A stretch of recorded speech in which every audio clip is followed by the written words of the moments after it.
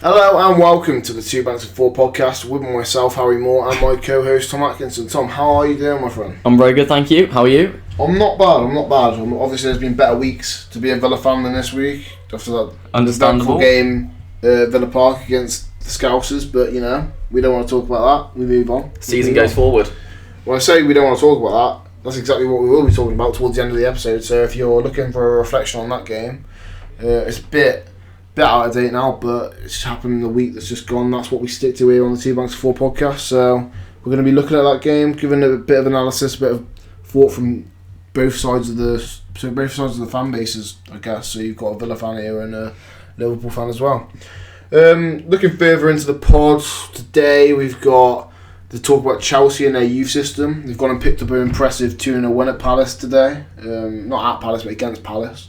All the youngsters on show. It was Frank Lampard's youngest ever starting 11, one of Chelsea's youngest ever starting 11s as well. 4 English players were involved in that game, so it's good not only for Chelsea but for the country. I think Chelsea are almost becoming a team that everyone used to hate, like City now, but people are starting to like because of the way that Frank's gone about his business. I thought a lot of people thought that when their transfer ban got imposed on them that they could struggle this season. It's just not been the case. It's the best thing that's happened to him. Frank's literally brought up the youth that he's trusted. I mean, Mountain Tomori, he had at Derby County when he was there last season.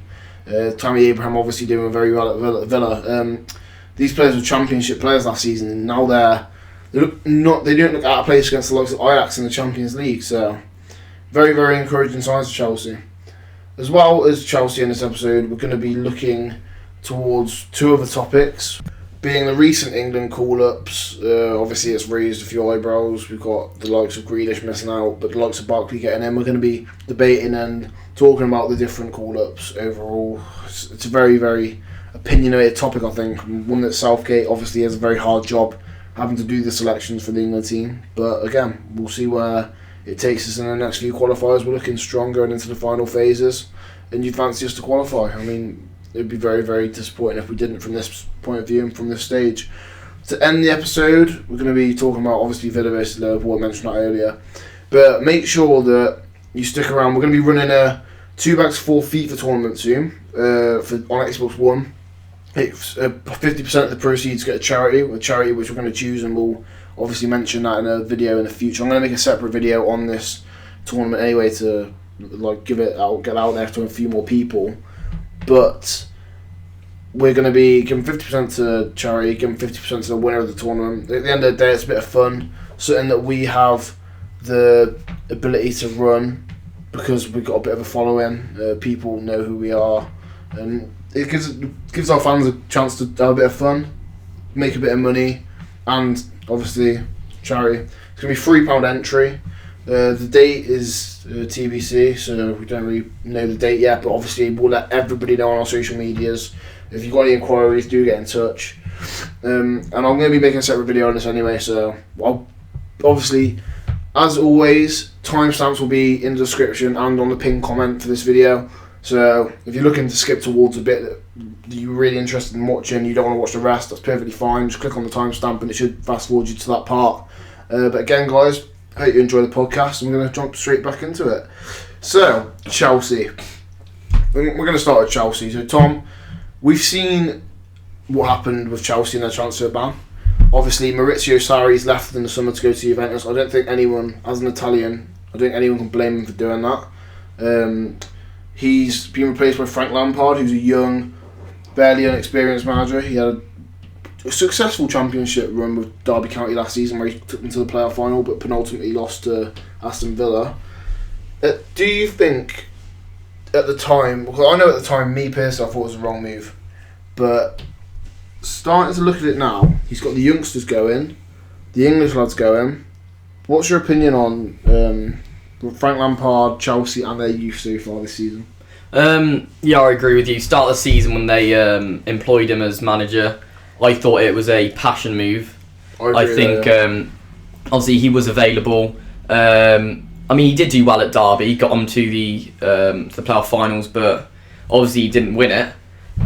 But I think it was an opportunity they saw there, because obviously the history and impact he's had at the club a bit like with Solskjaer, I guess, at United, they thought, this is something we can do. Again, I did think it was the wrong move. And with the transfer ban, I did think Chelsea would suffer. I mean, the start of the season, I think we can all say they did. And I was very unsure about Chelsea. I thought the way they were going, but the way they picked up form, and again, brought through these players into their squad, I think everyone can agree that this transfer ban was the best thing that's happened to Chelsea in a very long time, because they've actually been able to bring up these players through the ranks, through the younger teams, instead of having to spend all this money. And I think, to be fair, it's given it's shown the rest of the league and other teams maybe that they should also be looking, without having to look at other clubs, that they should have to look at their own club, because there's so much potential, I think. I think there's many teams in the Premier League which have very few English players, and I think that's actually quite sad to see that our own league is basically, it's dominated by foreign players, really. It's quite nice to see the English players coming through and making an impact on the league. Do you think there's any players in particular which have impressed you, which have stood up to the mark? I mean, Tammy Abraham's one for me that, as a Villa fan, I was concerned whether he'd be able to step up to the plate when it came to the Premier League, because even though he scored a lot of goals for Villa last season, I think every Villa fan will agree with me, he also missed a lot of chances. He seems to have made himself so much more clinical on the bigger stage. I didn't expect it, so hats off to him. I think it's absolutely quality, and I love it when he scores a goal for Chelsea, because I love him as a player. He helped us massively. Is there any players, in your opinion, who have stepped up to the mark other than Tammy Abraham? Well, of course, yeah, you have to agree with Abraham. He's making the biggest impact, really, at the league at the moment. One of the best strikers at the moment, up there with, obviously, like Jamie Vardy, for example. Guerrero, yeah. But, again, you have to say Mason Mount. They've got a very good partnership, obviously Mount and Abraham at the club. And I think Mount did play quite well in the Championship, obviously under Frank at Derby. I think that, again, as you said, that step up to the Premier League playing, obviously we all thought, could he do it week in, week out? I guess you could say the same with Grealish at Villa, precisely. Coming up, obviously he had a good run of form. Would he be able to cope with, the change in play? And I think that Mount has shown he can, basically. I think he's good on the ball, he makes good runs, he can feed the other players, and not only that, he can score. He's proved himself in many of the games. I think Frank's got two, in particular those two that we've mentioned, very good players, and if he obviously can keep them, and they're still very young, and keep them going, then definitely I think they'll be very significant for Chelsea rest of the season and in the future. So another name that's just came into the starting lineup, really, it's Reece James. Obviously he was at Wigan last season on loan. He plays right back, and he's a player not many people have heard of. As I looked at you, just gave me signifies the same thing. So with players like James, so when the situation that Frank's got, he's going to be wanting to mix the youth with the current players. Let's be honest. Do you think the likes of Azpilicueta, what can Azpilicueta, if Frank's, because he got dropped today, even though he's been in good run of form, and they let Reece James on the game, if you're a manager, how do you get the senior players to interlink with the younger players and let them kind of get the best out of them? How can you use their resources to the correct availability? Well, I think to be fair, I think having the option of the young players as well as the senior players in the squad, I think that gives the balance for the team, and I think it strengthens them, really, because I think both players can learn from one another. So the senior players, you've got the experience, they've been doing it for a long time, and of course they are good players. And let's be honest, touching on that point, there's no shadow of a doubt that younger players are probably the better ones going forward now. So possibly I completely agree. Can Azpilicueta learn something going forward from Reece James? Can Reece James learn something who's probably better at defending, like Azpilicueta being better at defending? I mean, let's be real here. What Azpilicueta would have learned when he was growing up and going through the academy, playing football wherever he was, etc., is going to be completely different to what the likes, you said, of Reece James, Abraham, what they've been learning over the last 10 years. The game of football has changed so much in the last decade or more than that. It's so much more fast paced. It's about attacking fullbacks, wingers. It's about playing high. It's not dropping back or anything. I think a lot of the defenders now can learn from these newer players, and I feel like the newer players actually have probably new ideas. They bring something newer and just give an edge to the team. Personally, that I think a lot of the players that they've got at the moment haven't got. I also think it makes the players at Chelsea at the moment work harder because, as you said, exactly, it creates competition. If they underperform, it's not like they haven't got any other people who can replace them. They have, and they're new, they're young, they've got good ideas. They said they've got a new player, and I think Frank will definitely be happy to bring them up. Really, that can take their place. Obviously, it's going to be hard for them to break the top two of City and Liverpool, I feel, this season. Maybe a bit of lack in depth. Yeah, definitely. A lack of experience.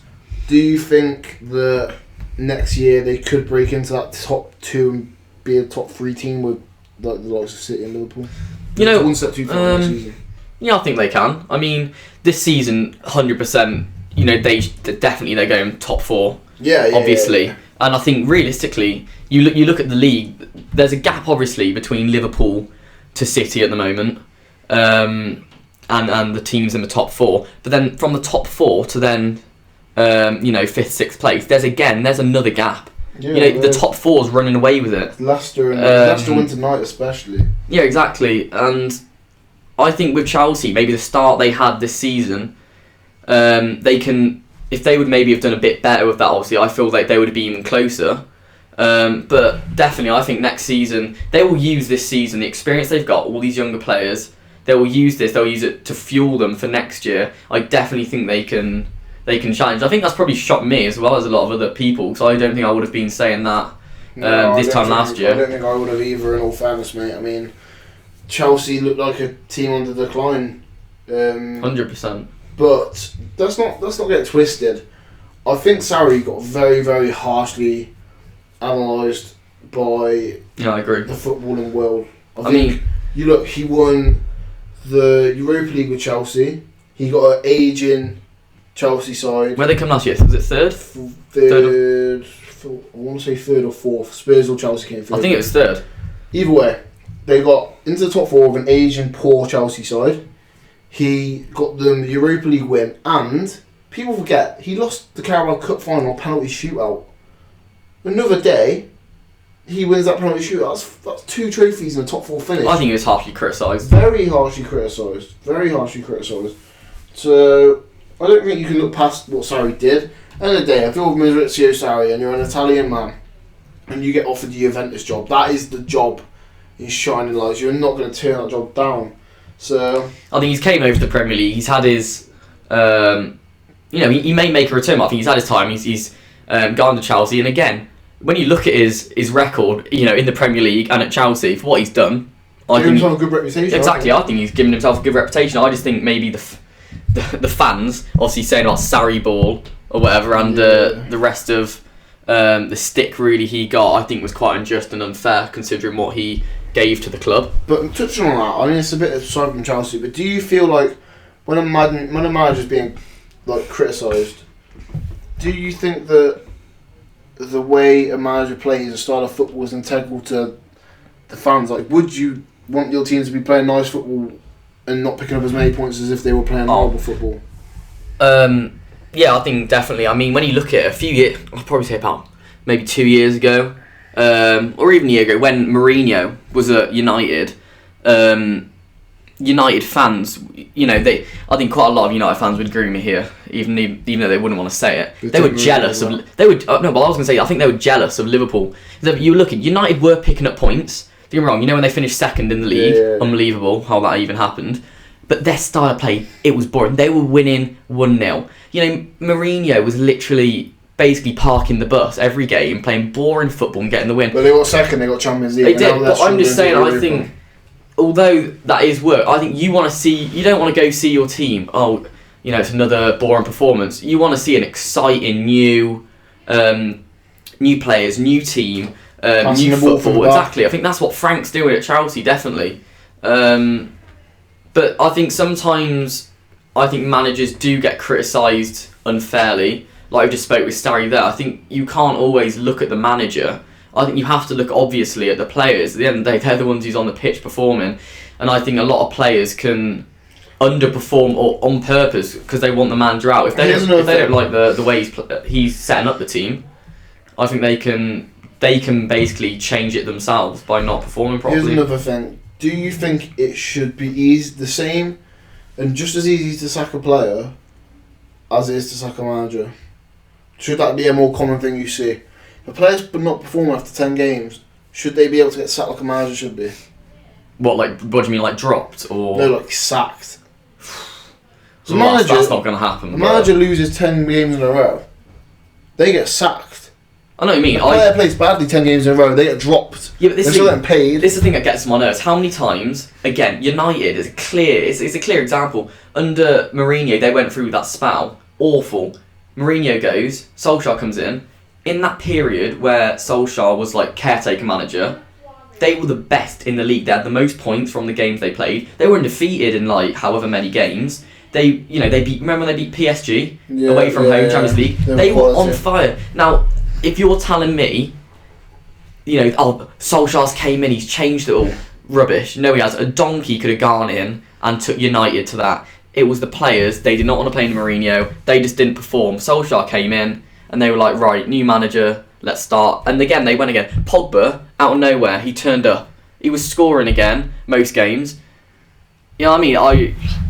I do know what you mean about the sacking the player thing. I mean, it won't happen, but I do feel the players obviously are a lot to blame, and I think the managers again, I think they get criticised when it's not their fault all the time.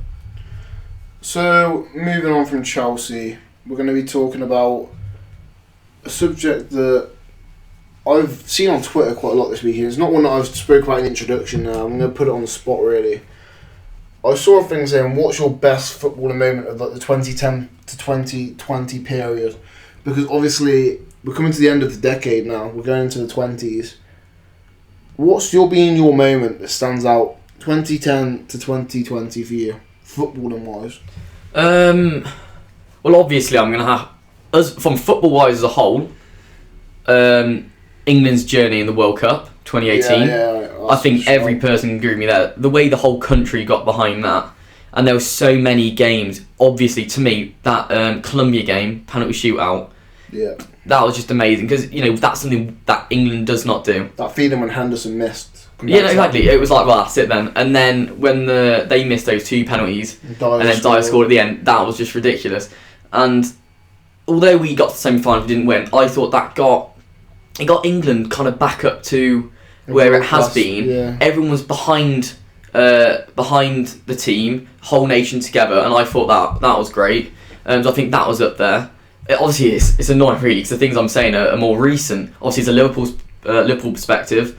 Obviously, the Champions League this year was a highlight for me.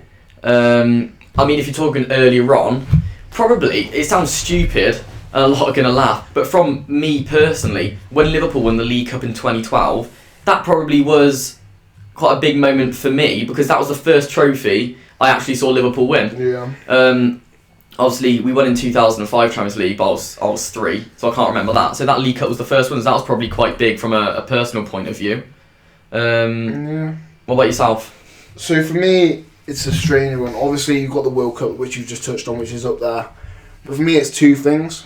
I think for a start, Villa, obviously, if you look at the Villa's like character arc or whatever from 2010 to 2019, it's one where they start at the top and crumble and crumble and crumble, and towards the end they just start getting back up again.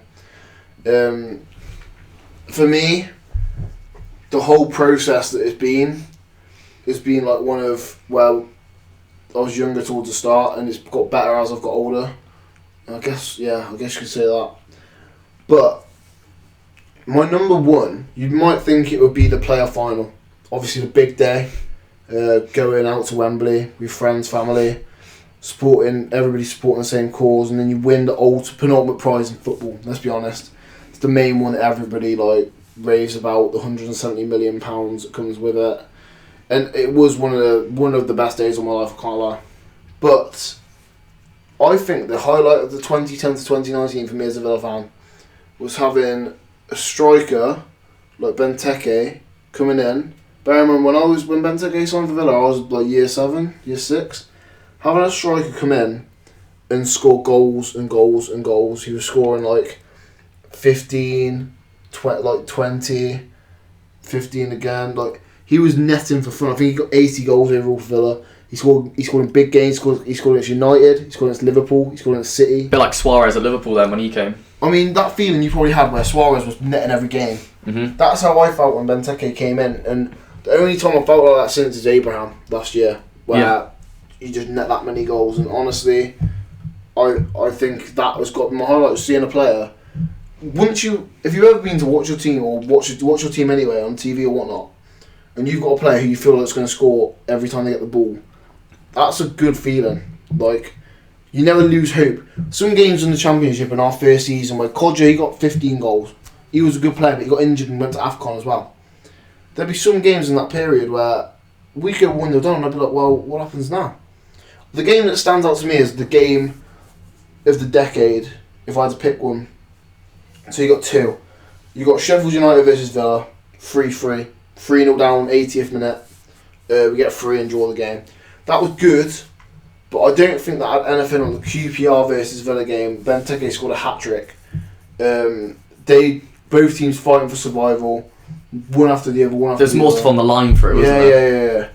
Yeah. And I just think that Benteke was the player for me of the decade as well, because that bloke single-handedly kept Villa in the Premier League on his own for years. If you take him on that team, we were finishing bottom on like 6 points. He scored all our goals, like literally. But anyway, that's. I think when you go through it, as you said about the best moments, there's so many things I think you could choose from, and if you talking about players and stuff, if I was to go through it, then you could say Jurgen Klopp. He single-handedly have changed Liverpool from realistically the mid-table to top side. That's the position we were. And now we're one of the best in Europe. Well, technically we are the best in Europe. Yeah. I think that's an amazing transformation. Again, many will laugh at me when I say this. Jordan Henderson has been at the club now for about 7-8 years. He's had stick, he still does. I've given him stick. I was unsure of him for many years, but he's the only one. He's stuck around, and realistically he's put himself as a Liverpool legend, won the Champions League with us, and I think he deserves a lot of credit actually for what he's done for the club. And I can't see him leaving. I think he'll stay here now until he retires. So I think he's probably quite a standout player for me as well over the last decade. And I think it's quite exciting the way football's going, the way Liverpool's going. Same with you with Villa. Now you're back in the Prem. I think these next 10 years will be even more exciting. And with England, with the way we had the 2018 World Cup, Euros next year, I think England. Could this be the decade to finally get silverware? I'm not sure. What do you think? We're looking a bit ahead there because I think Holland are looking very good. I think Spain never failed to deceive. They've got young players coming through their ranks constantly. You can never tell. France as well. It's quite deceiving. France's team, the depth in France's team is ridiculous. They showed it at the World Cup, didn't they? It's ridiculous. Mbappe and Pogba on their own could win you a World Cup. And Griezmann. And you've got Lenglet now for Barcelona, who's coming to the team. Umtiti's just coming back to fitness for Barcelona. Barcelona, when Piqué goes, are going to have the France partnership at the back. Maybe Varane, but Varane's been in poor form from Madrid. So, you don't know. It's just absolutely... Well... It's the prospects. I love international football because you just never know. There's always one team as well that comes out of nowhere that does alright. Like you had Iceland in the Euros last 2016, something like that. I mean, you never know. You never know. Well, leading on then to our next topic that we're going to discuss. Obviously, England, we got the call-ups this week. That was announced. We've got our 1,000th European game next week. I think it's against Montenegro, I believe. Now, there was quite a few shock players, I guess, included and left out, to say the least. I think we can all agree. The biggest one that raved about on Twitter, all social media, Fabian Delph included in the squad, Jack Grealish left out. What do you think? So, I'm going to be talking about Jack Grealish here. And let's not get it twisted. He had a poor start to the season. But, come on. He's come into the last few months. He has been one of the most informed players in Europe. He carries the ball, he gets goals, he gets assists. Southgate was at the Brighton game where he scored a goal, he got an assist in the last minute to win the game. I'm sorry, the bloke has absolutely ran the show for Villa. He's done everything, and he has warranted his place. I think he's been hard done by. When Grealish was in the Championship, pulling performances that people had never seen a kid pull before, honestly, this lad was doing magical things when we went 11 games unbeaten, right? What I'm confused about is Southgate said at a press conference, we need Premier League players, Premier League football. He comes into the Premier League. Oh, he's now competing with Rashford, Sterling, on the wing positions. Right, what's Rashford done that Grealish hasn't? I'm sorry, I completely agree with you there. Rashford, he'll never drop. I don't. And here's the thing that pisses I me think right he's done off. very well. The thing that pisses me off is Southgate's come into it and he's like, "Yeah, I'm going to pick players that are on form, not players who are like warranted place." Bullshit. Keane. He didn't get in, to be fair. No, but I mean, these players you have in the last game. In all fairness, he's dropped Ali. He's dropped Ali. Fair enough. He's dropped Dyer. Delph, Barkley. He hasn't played. I don't rate Barkley personally. He's hardly played for Chelsea. Yes, he has a good international record. Yes, he's played around the last. That's what 4 or 5 weeks ago. Exactly. It's episode like 5 on the podcast. Not being funny. Southgate needs to wake up. The thing is, this is what I'm worried about. When Southgate, I don't think it is gonna happen or whatever. When Southgate came in, the thing I think we all loved about it, Roy Hodgson before, he was falling into the same trap every England manager does. Every single time. He time. was picking the players who were supposed to be in the team. You know, he was still picking when he was playing the likes of Wayne Rooney and all the other players who they had it. They were the players that we had then in the Premier League, the young players. They weren't picking, they were getting overlooked, and it was the boring squad, wasn't it? The boring. It was the boring England in South Africa. Yeah, it was awful. Southgate came in and he was like, no. He was like, right, you're going, you're coming up. Change your captain. In my opinion, revolutionised. He changed English international football for us, and it was the best change we've had in years. The thing I don't like, Southgate is falling into that trap at the moment. Yeah. He's still picking players who I think everyone can say aren't good enough, and he's leaving out players he should be in. And I don't want it to go that way, because I still rate him as the manager, what he's done for England. He's got us the furthest in a World Cup, since '66. Literally. But actually, that's a lie. Italian. That's true. Well, but, still, you know what I mean. It's been a long bloody time, 30 years. Exactly, but I think the players he's picking, he needs to take a step back. This is what I don't understand. He's got coaching staff. Obviously, he's got everyone around him. Why aren't they also looking at it? I don't understand. As we said, how is Delph getting into that team? First of all, personally, I don't even rate him as a player that much. I'm not sure if you disagree with me there, but that's my opinion. They're not even doing well at the moment. He said you're looking at informed players. He's not in form. Yeah. Delph with Everton and everything. Yeah, they're not in form. So how he's even being picked, I don't understand. Because then you need to look at how they're doing with their club as well. I think there's quite a few players that have been hard done by now because of their age. They will never get picked. I just really hope Southgate doesn't go into that trap really, because I think there's a lot of players. I wouldn't say don't deserve to be in there, but I just don't agree that they are in the squad. I exactly see where you're coming from, to be fair, mate. It happens every single England manager it happens to. It's a joke. It's because they start fresh and they get attached. It's like a manager. Right, here's the way I see it. You're a manager for a club, yeah? You're going to pick your best players in the starting lineup every time.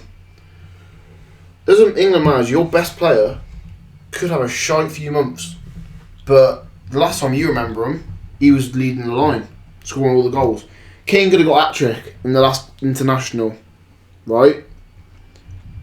Against Bulgaria. Kane could have got hat-trick. Could have not scored, not assisted, done nothing for Spurs until the next international. Last thing Southgate's got in his mind is Kane scoring a hat-trick for him. Exactly. That's what the mentality is. When, in my opinion, anyway, this might vary, but in my opinion, Southgate should be looking at that and thinking, hold on a sec, mate.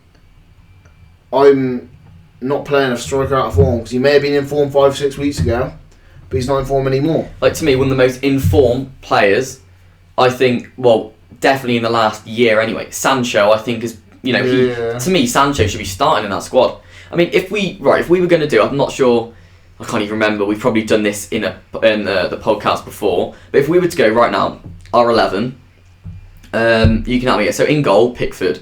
To me, back four. Alexander Arnold. I think you've got to argue for Pickford. Chilwell, Maguire. I think you've got to argue at Pickford alone. That's true, I guess, with Everton, yeah. Pope's the more informed goalkeeper. Well, if you go there then, Pope in goal. If you go on a form, your team would be Pope, Trent, Chilwell, Trent, Mings, and Maguire. And Tomori. Or Tomori, yeah, that's true. So I guess very inexperienced.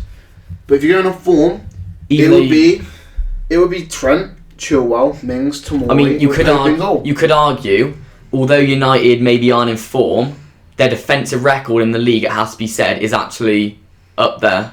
So if you're looking in that sense, yeah, you could argue that. But whatever the case is, that's fullbacks definitely should be Chilwell and Trent. Midfield, I think Maddison should be playing. Maddison should be in there. Grealish should be in there. Personally, I know I'm probably being a bit biased, should be great. Henderson, I think, should be playing as well. What do you think? Yeah, I understand why you're saying. Yeah, you know what? Yeah, I agree. I just don't like Henderson sitting. I prefer when they push him on. Oh, I think he's better. I think maybe at CDM, I think he was a bit, again with Liverpool, I think he was a bit held back. Again, who'd you play CDM for England? Dyer's past it. Winks, possibly. I don't think Winks that bad. I see Winks as a bit more of a box-to-box player. I prefer him in a box-to-box role. If I was his manager or football manager, I'd play him box-to-box, but yeah, that's just me. Well, front three, I think, is a no-brainer. Either way, I think a Winks, Maddison and Grealish trio in the middle is exciting. You know what I also find exciting? The Kane, Sancho and Sterling front three. That's the front three, 100%. Getting linked up with Grealish and Maddison. I'll never forget, we had an international, can't remember when, I'm going to say a few months back, and I can remember we started a midfield of something like... Rice, Henderson and... It was someone else, I can't remember. I want to say... Dolph? Yeah, I think it might have been Dolph actually, or Barkley. I think it was Barkley. And I can remember looking at it, and I thought, that is probably the most unexciting... not creational, I just looked at midfield and I was like, bloody hell, that is rubbish. Do you know what I mean? You want a midfield or a whole team, you look in, you're like, dangerous player. You look at that, and even Declan Rice, I mean, I look at Declan Rice and I see him as a... You either play him or Henderson? I look at Declan Rice, I think he's a good player, but I don't think he's like, outstanding player. I don't know. I think Declan Rice is one of those players that you've got to watch. I've watched him in the flesh. I hope he improves more. When I played... Yeah, well, you tell me, what do you think? When I watched him play against Villa, he keeps it ticking. And it's one of those roles that a lot of people don't recognise until you see him play. I'm trying to think of a... So do you think he's got potential then? Absolutely. I wouldn't be surprised if a big club came in for him. Well, fair enough. If you've seen him and everything. So I thought exactly what you thought. I thought, what is this big deal about Declan Rice? It's when you see someone live. And then I saw him. It's different, I guess. He passed and passed and passed. He'd get the ball, pass. I thought it was a bit like Grealish, really, at Villa. But Grealish would get the ball, drive, pass. Rice just keeps it ticking. If pressure's on the left, he'll get the ball, spit out to the right. Okay, I've got something else for you then. Oxlade-Chamberlain got called up as well. Opinions? I think it's deserved. I think Grealish... I do as well. Grealish would get it over him just for form and consistency. I think the last few games Chamberlain's done quite well for Liverpool. I do think, obviously, your opinion's close on time you're watching it. 4 goals in 4 games. Yeah, but here's the thing. 2 of his goals were screamers, am I right? 3 maybe, was it 3 or 2? Well, he scored a really good goal against Champions League. Obviously scored that amazing goal against Arsenal. He scored like a half volley top corner as well. Yeah. He's got. Yeah, I think at the moment. I think you got to be careful when you look at goal stats because everybody can score. If I play shite for 90 minutes in 2 games but score 1 goal in both games, then my record looks good. Yeah. Whereas with Grealish, he's got 3 goals, 3 assists, but it reflects his performances. You know what? I feel really sorry for Chamberlain actually because when he was at Liverpool, he started off quite slow. But then he came, I think you can agree with me that he came into it and his performances were picking up and he was actually becoming a first team regular. Then he got injured against Roma and he was off basically a year and now he's just getting back into it. Yeah. And I do think he's coming back up to where he was, where he left off basically. I think it's going to still take a few games. But I think the thing I like slightly switching the subject, but with Liverpool at the moment, I think we've got we've got an exciting midfield. Really, I think the good thing about it is they are, they're going against each other basically. We've got a lot of competition. So you still got Fabinho's a first team regular. Then you've got Henderson, Wijnaldum, Chamberlain, Keita. I mean, realistically, although I think he is getting on a bit now, Lallana is actually, when he is playing, he's actually putting in performances. It's like, is Lallana... Should have scored the other day, though, to be fair. Oh, well, that's Sitter. Mm-hmm. And I think, the midfield's pivotal in a team. You got a good midfield and you control possession, you control the game. Yeah. So for you, obviously, Henderson, Trent, is the lack of English players in that Liverpool side worrying? Or what's your opinion on that? As an English club, do you like it when more English... Obviously you like it, but do you think it's pivotal for English clubs to have English players involved as much as they do? Like, because some teams like Burnley, Sheffield United, littered with English players. Whereas Liverpool, City... I'm not sure you're lucky to get lucky. It's hard. I'm not sure I'd say it's pivotal in the side. But as you say, it's always nice when you do see the English players. Everyone can agree. I mean, it does... I think football kind of... I'm not saying losing its origins, but I think it is. But, you look at Liverpool United, that rivalry. Yeah. You look back at the team, how many players, English players there were, and it was hatred for each other. What I loved. In the Liverpool side, sorry, you've got Gerrard, you've got Carragher, pure scousers. They wanted to go in for it. On the United team, you had people like Rio.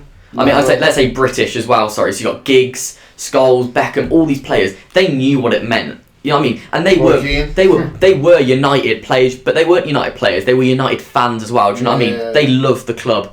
And the thing is now, you look at the derby, and as Roy Keane said the other day, they're hugging before they go out. And as he said, they're going to war. It's not just a game. This is the fans' game. This is the biggest one. And they're doing that. As a Villa fan, if I saw Jack Grealish hugging a Birmingham player before the game, I would be absolutely livid. Yeah, exactly. Absolutely livid about that. It doesn't. I think the thing is now the managers as well. Before, and this is the thing I think the difference. Spurs and Arsenal, when they play each other, they don't do it for we need the points. They go out there because they know it's for the club, it's for the fans, and they put on a show. Liverpool United and other teams now, it's like they just want to conserve. That's why they're so boring. I think Spurs and Arsenal do it well. Still, I think Birmingham and Villa do it well. Liverpool United, it's losing it in my opinion. There's so much hype for the Liverpool United game and Liverpool Everton game, and it turns out it disappoints in my opinion most games. I don't want it to lose its, the fury, the anger, everything that's in it, the passion. Liverpool and Everton especially, I think that's one that's dying. The last few games we've played with them, it's less than 2 goals a game. It's ending as a draw, 1-1, 0-0. 1-0. It's boring. It's boring games, and it's really disappointing. I think that's where English players, they know what it means. That's what I love about having Trent in the team. Because, Henderson knows what it means. Milner knows what it means. But for Trent, he's grew up. When he plays United, when he plays Everton, he knows what it is because that's what he grew up with. That's who he hates. It's Liverpool who he loves. Do you know what I mean? He knows what it means to the club and to the fans because he is a fan as well as a player. I can see Trent 100% will be captain for Liverpool in the future. I saw a thing questioning whether Trent was going to get moved further up the pitch. What's your opinion on that? I think we should try it. Maybe one.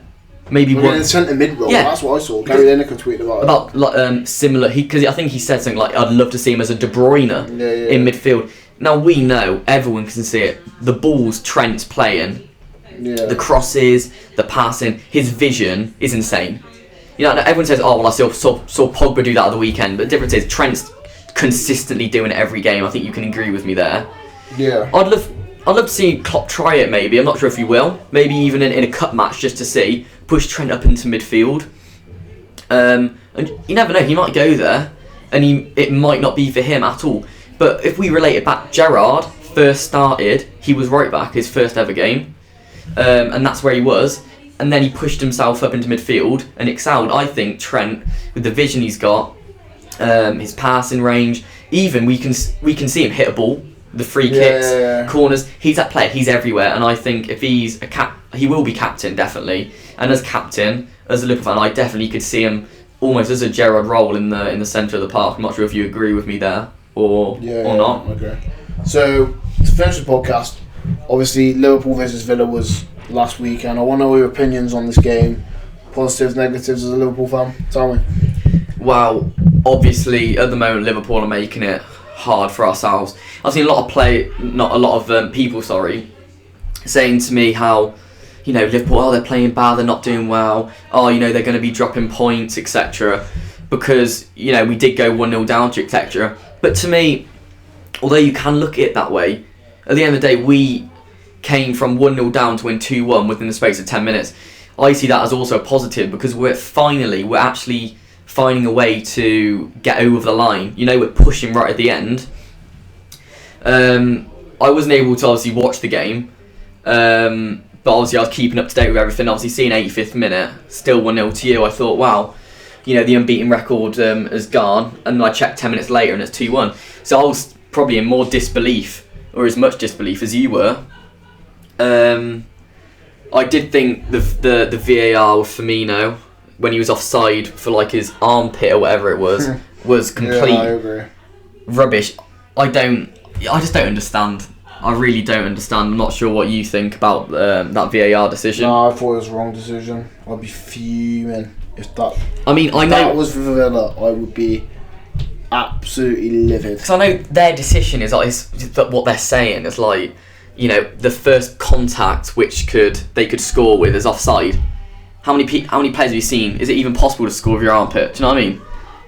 Technically, it's not. But how can technically it is. No, technically you can't. It's ridiculous. The rules, yeah. It makes no sense. They followed, at the end of the day, they followed the rules. But the rules are corrupt. That's the problem. It makes no sense. So I was a bit disappointed with that. So I guess in some ways, I thought we had some sort of justice, I guess. But we can't look at Liverpool and go, right, they did play well near the end. I thought we did dominate the game of possession. We have to give credit to Villa as well. You did make it hard for us. It was defiant, but again, it's the same old problems with Villa. You don't take your chances, you don't win games, and we defended our two centre halves, Engels and Mings, are just monsters. They're absolutely. To be fair, they did. You have to give credit to them. But you've got to take your chances. Well. Trezeguet missed one. El Ghazi missed one early on. Missed some chances with Hurahan. You've got to be taking your chances. And against the big teams, and the thing that makes me worry about Villa is all the teams down there. You've got to get results against the big teams. Otherwise, you don't stay up. Brighton turned over Spurs. Newcastle turned over Spurs. Norwich turned over City. Southampton nearly turned over City. You've got to be picking up a few lucky points here and there against the big lads. We bottled it to Arsenal, bottled it to Spurs, bottled it to you. I was just about to say... You look, with Villa, the potential's obviously there. We're the big lads, we've been leading against 3 times. All it takes is you bolster the squad a bit in January next year, then you're on par. Not on par, but you're up in this level again. From an outside perspective, as you said, I think Villa has got... We have a striker issue, that's what we have. Not the full quality, but I think you have got quality in the team. I think the main problem, as you said, is it game management. It's holding off the teams. I said how many times... Mental things as well. Yeah, exactly. As a fan, you can tell. Because when it starts getting close to the end... The pressure on them, they can't handle the pressure. Yeah, literally. And I think that's the problem at the moment where it's going wrong. Because it's mental thing of whole... I always say it would be really interesting if you put Villa against Liverpool in that game and... If Villa knew none of the Liverpool players, nothing about Liverpool, and they were put together 11 versus 11, black versus white, what would the result be? Because that would be of natural talent. Exactly. I think a lot of the time, you go into a game... Can you imagine if Liverpool... I think you did with anyone in the league. I think it'd be a lot closer. Went into a game blind and all the teams went into a blind. The results... would be fascinating, I think. Because I think, as you said, if you go into a game not knowing almost really where you are in the league, where the other team is in the league, because teams go in, for example, Liverpool at the weekend, obviously they would have played, but at the weekend against Man City, we have to win. This is a big game. This could decide our season. We win, we go 9 points clear. We lose, it's only 3. The margins are so small. We draw, we stay at 6. That's the pressure going into it. If you didn't know that, as you said, I feel like it could change so much, and as you said, I think there could be a lot more different results. I mean, what for you, Villa? Who is your best player, worst player in your opinion against Liverpool? Against Liverpool, I think Mings, Engels, best players by far. They just keep everything out. They lock the door. I think they're quality, both of them. Mings especially. I think they kept Salah out of the game. Salah's even though at the moment he is not playing well. He's underperforming a lot. Mane and Firmino, I think, are the main people at the moment up front for us. Worst player.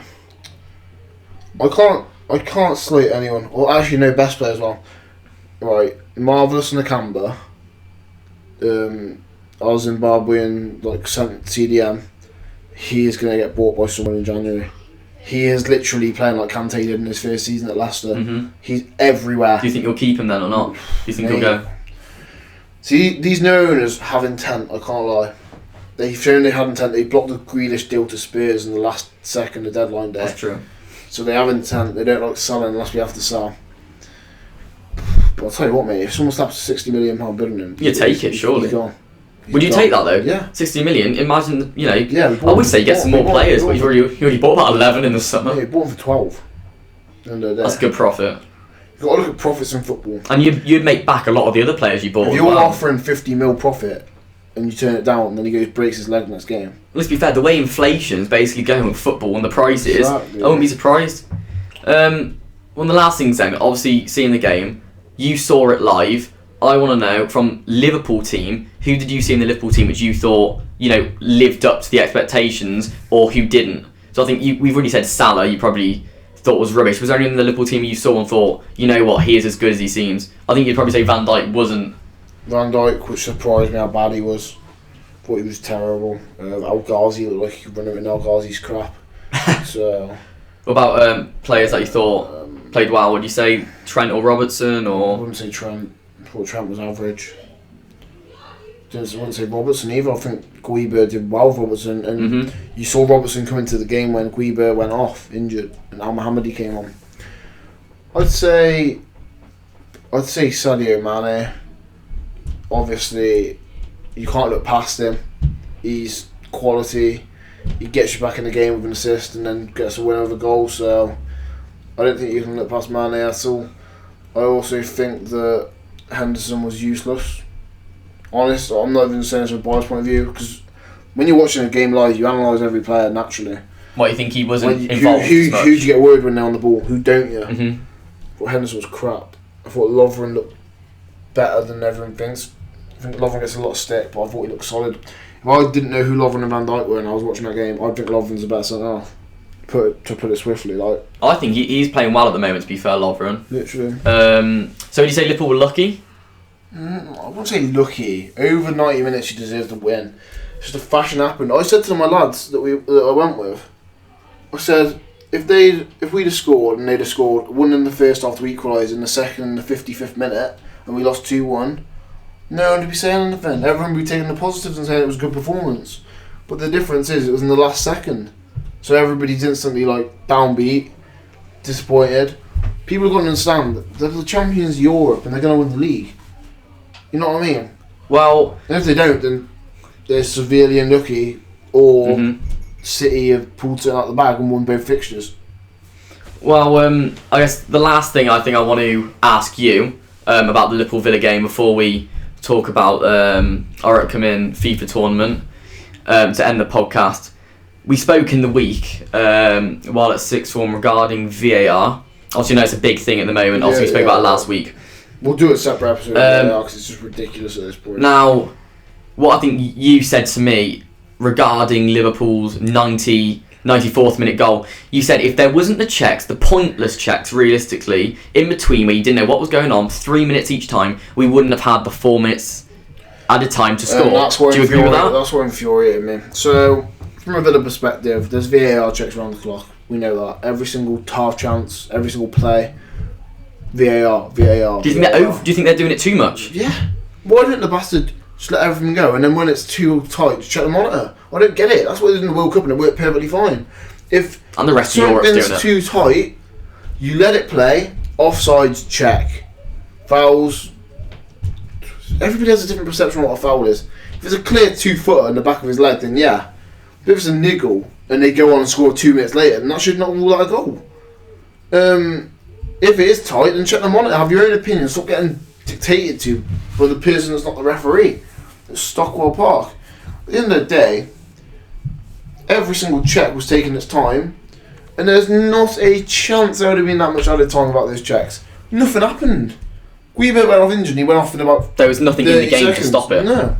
And if that doesn't happen, Villa draw that game 1-1. You get a valuable point, especially after today's results. We're one place below the relegation zone now. But if we draw that game, because I can't see us beating Wolves tomorrow. Obviously, this podcast will be out when the game's already happened. I really can't see us beating Wolves. So, we're in a dangerous position. I think we can both, on that note, end by saying VAR is definitely... No. Yes, if they do it properly. It's changing games at the end of the day. And if they did it properly, I wouldn't care. Unfortunately, it's not changing games at the moment for the better. And I think there needs to be and there will be changes at the end of this season into next season. I have to agree with that. So, we're going to touch on one thing before we end, and that's the FIFA tournament that I mentioned at the start. So, this tournament's going to be raising money. 50% is going to be going to charity and 50% is going to be going to the winner of the tournament. It's £3 per entry. It's going to be on Xbox One, online friendlies, so you're going to be 5-star teams. If you want to look at the terms and conditions, they're going to be on the Facebook page and on the Twitter very, very soon after this is released. If you've got any other inquiries, just simply message myself or Tom Atkinson. And we'll put that in the description so you can message us or if you want to get involved. £3 per entry again. Feel free to give yourself a go.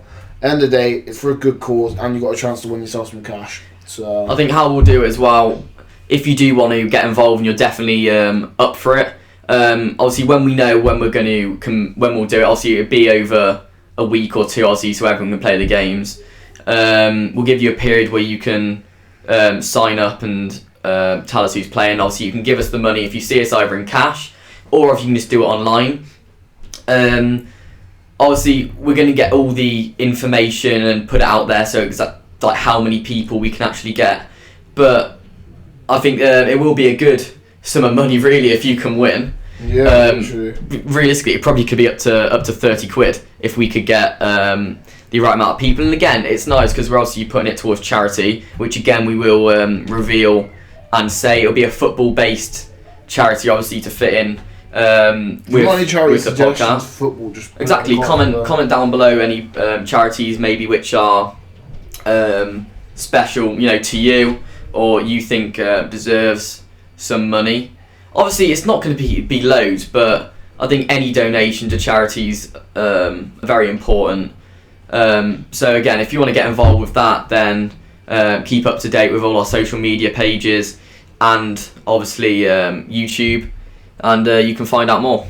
And on that note, we're going to end the podcast by saying, episode 10 next week. Thanks everybody who's supported every single episode. It's been hard, it's been easy, it's been everything. I mean, it's just kept on going after week after week after week.